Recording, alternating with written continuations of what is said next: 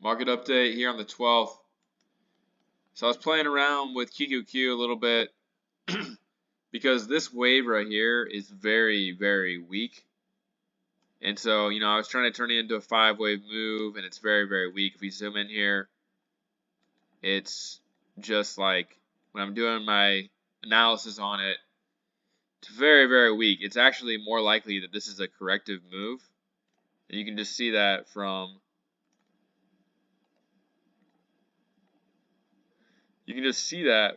the way it's not very impulsive here for a third wave. So I even did my drawings, calculated it, and I was just like, this is very, very corrective. So I was actually playing around with this, and I'll show you what makes actually a lot of sense. So if this is WX right here, and the bottom here is at 285, and the bottom here is at 254, so you can add 31 onto 313. We get around 344, 345. Then we get this move right here, which I was trying to turn into a 5-wave move too, but I think it actually is probably a W wave corrective move as well. And it reverts back down here to 310. The bottom here of the start is at 285. That's 25 points. 25 plus 321 is around 345 again. So 345, it keeps on coming up. So then I was thinking, all right, well, if we're going to 345, then this would be WX, and we'd start a move up to 345. But then you think about this being a corrective move. I'm starting to think that there's a very good possibility that we're going to see something like this.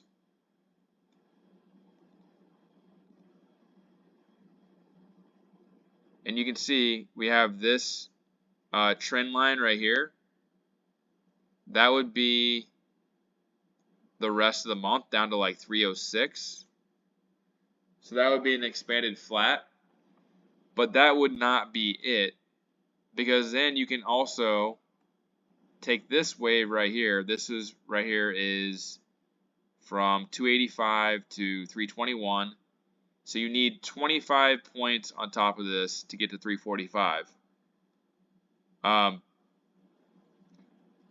25 points less than this is around 300. So this daily demand zone is around that area. It's a little bit farther, but the 1.23 fib is right here at 306. There's a gap to fill around there.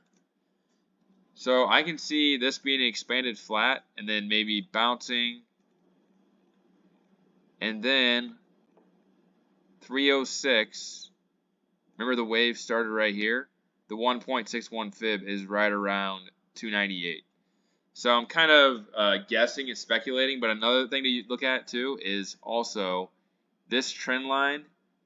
We hit the very top of this trend line. So we have the trend line here, hit it there. We just hit it today and backed off and came up a little bit in the end of the day. But I'm thinking that there's a very good chance that this trend line looks pretty strong. We could have, and we remember we're in a supply zone as well.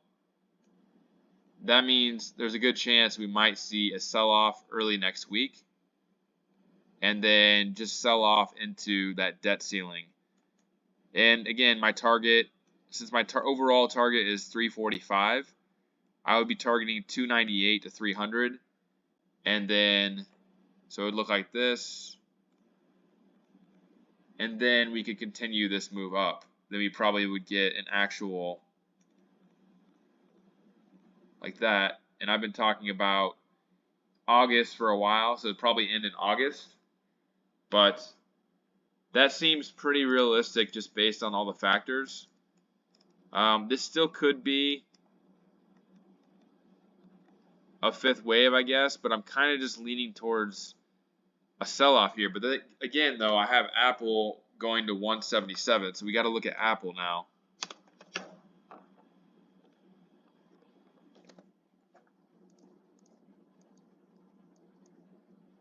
So I guess if this is a top right here, right on that trend line that pretty much touched both times, then this would be ABC. And I have an alternative where I did some counts, but if that were to play out as 5 waves, we'd be in the 3rd wave next week. So basically, if we break the high early next week, then I would favor this one, where we'd actually be finishing the 5th wave. But it can't go past 332 in that case. And then that's really, the thing about that one is it's really not getting to the target of 345, because that would have to be a or W wave, so it would have to be like this, 332. We'd have to pull back to, let's see, we'd have to pull back to like 319 and then go like this. So 319, and we'd still try to hit 345. So those are basically the 2 options right there. 332, 319, 345, or A, B, C, and then we'd probably get like something like that. So those are what I see. This one obviously would finish early next week, and we'd get a very small correction probably, and then we would melt up, and it would probably be done pretty quickly.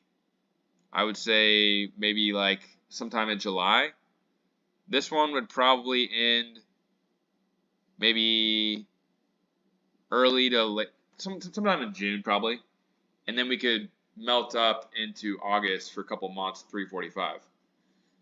So we'll see what happens on Monday.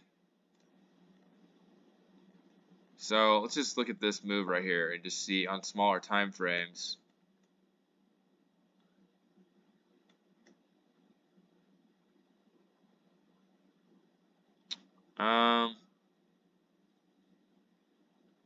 I mean, this does look like an expanded flat itself, so I'm just going to wait and see what happens. I'm still holding Apple shares, but obviously if we come back down here and break below this low at 322.97 on Monday, then I'm going to favor this one, and if we break above these highs, then I'll favor the bullish one going to 332. So that's pretty much what I see on QQQ. Apple can give us some insight into which one is more likely. And honestly, it's hard for me. Like the bearish scenario makes a lot of sense, but then I look at Apple and I'm like, unless Apple is topped out right here. So Apple would have had to have topped out right here.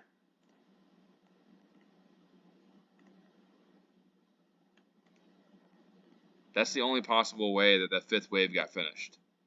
Because we have 1, 2, and then it looks like a 3rd wave all the way up here after earnings. And then that would be the weakest 5th wave ever. So I think that this has got to be a 4th wave. And again, this one was very short. So when the 2nd wave is very short, then the 4th wave can be very extended. And I know for a fact that we didn't start the move down on Apple because this broke above the highs and it wasn't even 5 waves. This looks like if this is 5 waves, it broke it barely one time. So this has to be ABC. That's the only way I can see it. And it retraced still below the 0.38 fib, and then it had a pretty good reversal at the end of the day. So for all those reasons, I guess I still have to stick with the bullish scenario, but I was just looking at some bearish scenarios as well. So Apple still looking for a 177. But again, on Apple, if it fails and it breaks below 171, then it is probably a top. short term at least. I would say it's a top. It's still possible that it topped right here and it did this. This is A, and we start like a move like this, and then we chop down to wherever it's going to correct to next. But I'm most likely just leaning towards that. So 177 is still the target. SPY. SPY is looking more and more like upside, but same thing. I'm going to wait and see which way it breaks. This looks like a 5-wave move to me. And then this a choppy corrective move right here. And so I have to favor this right here. Probably up to like 420. Have to favor that. But again, if it breaks below, or even if it comes back down here to like 406, I would say that it's likely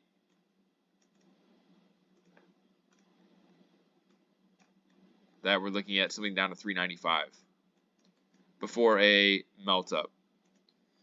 So we'll see which one plays out on SPY as well. You could look at this a few different ways, and so we'll just see what happens. Microsoft. Let's get an idea and see if Microsoft is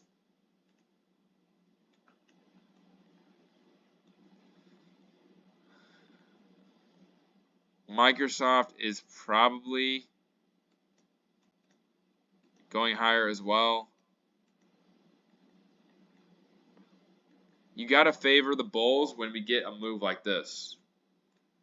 Huge move higher, and then we can't even retrace. So we move this high in 3 days, and we can't even retrace the 0.23 fib. So, yeah, it could sell off, and it could be the top.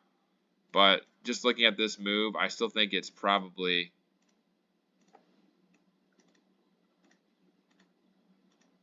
something like that. So Microsoft and Apple still making it seem like the most likely move is probably up here to 332. 332 is basically the top of where I can see this go, though. Short term. Tesla had a good opening and then just sold off hard. And it's kind of, as far as it's sold off so far, that I think it's probably, it's most likely done here. It looks like 5 waves to me. Or not 5 waves from here, I mean. So we got A, B, C. And the 1.61 fib, it did break above that though. So maybe it actually is 5 waves.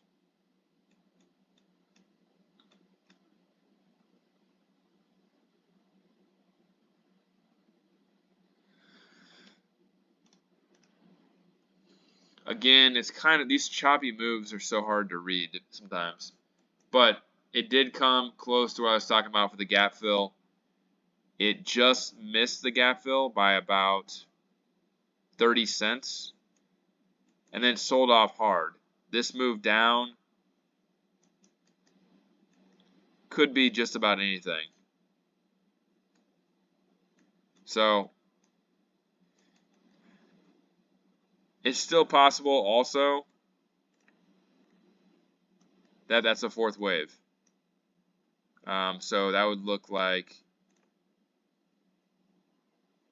let's see, 1, 2, 3, 4, 5.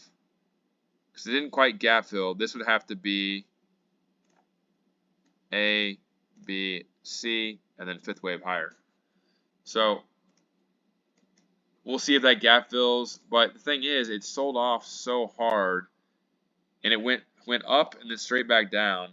It might have a hard time getting back up to 180. We'll see on Monday, I guess. But I'm also going to be watching to see what kind of move it comes from the bottom. If it's an impulsive move up, then I would say 180 is pretty inevitable. If it's a choppy move like this, then I'd probably want to short it, thinking this is probably wave 1 down.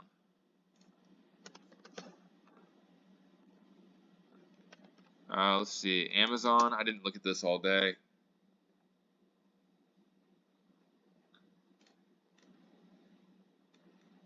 So Amazon, this is why I have supply and demand, because it hits supply and backs off. If you bought right here, you would have made some good money on those puts today. As far as where it's going, that looks like a fourth wave though. So again, it probably has one more move higher, and it could go all the way up to. Let's get an idea.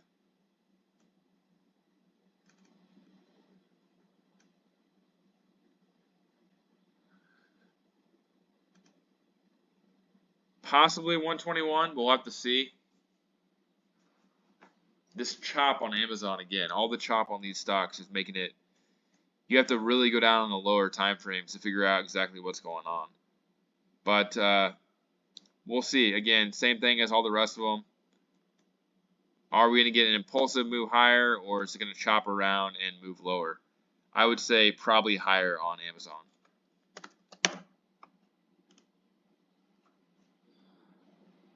Google.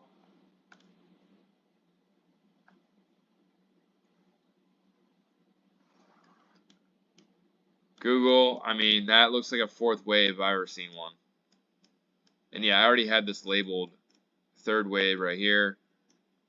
So yeah, this is probably a fourth wave, probably going to go higher. All of them are looking like they're going to go higher still. So let's look at Meta, and then I'll be finished.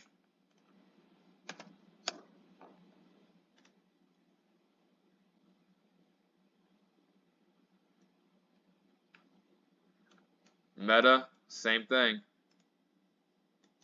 Same thing. 1, 2, 3. Looks like 4 to me.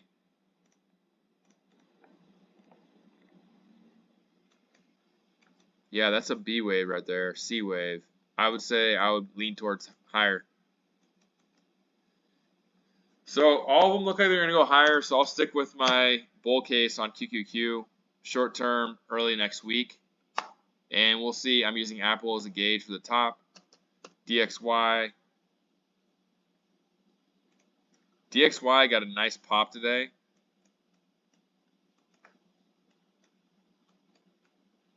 And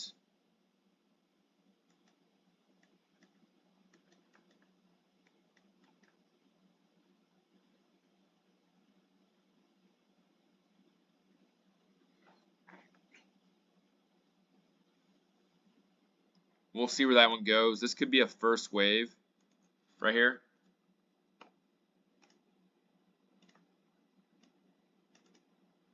Could get something like this. Again, my target is down here at 93. Let's see where the 1.61 fib is. That would make a lot of sense for that to be a first wave right here. And we're starting a second wave. So if that's the case, I'm looking for a pullback a little bit higher, maybe to like 103, high 103s to maybe 104, but not past 104.79. It's also possible that this is a C wave and we got A, B, and C like that. In that case, it would go a little bit higher and then we start to move down. But I'm pretty bearish on the dollar probably through the summer. Bitcoin, and that's pretty much it.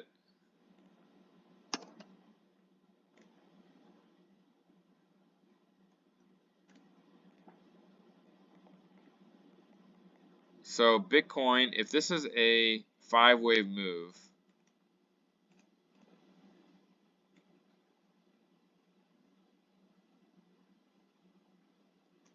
then I'm expecting at least 22,000.